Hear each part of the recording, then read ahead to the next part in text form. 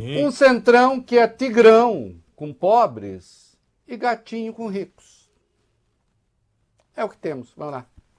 O deputado federal Arthur Lira disse hoje que não descarta fechar o relatório final do projeto que eleva a faixa de isenção do imposto de renda para R$ 5.000 ainda nessa semana ou na próxima, e afirma que o texto poderá prever uma alíquota mínima menor do que a proposta pelo governo.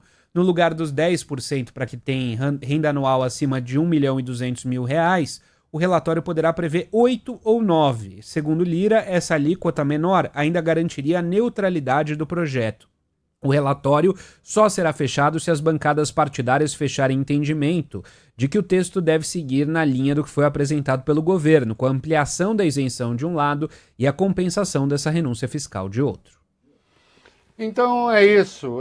E aí o Lira disse que também pretende fazer algumas mudanças, pegar algumas coisas que estariam na MP sobre a compensação de gastos e colocar nesse projeto.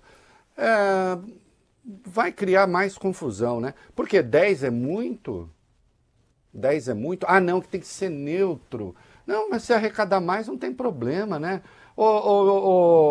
Que tal, senhor Lira? Rico pagar pelo menos o mesmo que pobre paga. A mesma alíquota. Não precisa nem ser outra.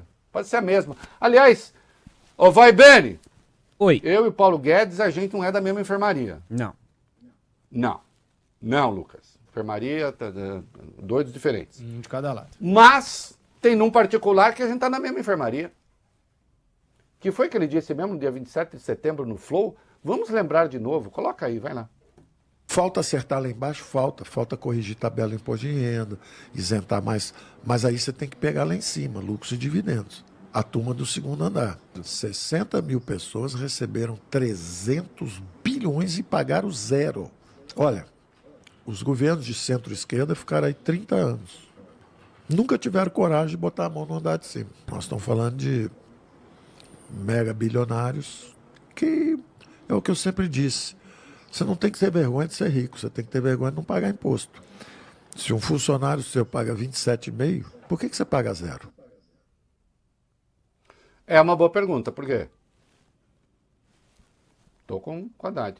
E o Haddad está dizendo que é um absurdo os gastos tributários. Gastos tributários, meus queridos, são isenções, aquelas facilidades que se cria, as desonerações, né? 860 bilhões por ano.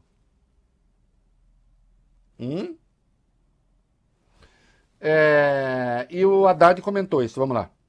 Ministro da Fazenda afirmou nessa terça, Reinaldo, que os gastos tributários no país chegaram a patamares absurdos e que executivo, legislativo e também judiciário precisam contribuir para esses cortes. Em uma conversa com jornalistas na porta do ministério, Haddad voltou a cobrar união dos três poderes, o que disse o ministro. De novo, é uma tarefa dos três poderes cumprir a meta deste ano. Se cada poder usar das suas prerrogativas para conter o gasto e não contribuir para o corte de gastos tributários, que no Brasil chegou a patamares absurdos, vamos ter mais dificuldade de cumprir a meta. Vamos ter dificuldade de cumprir a meta.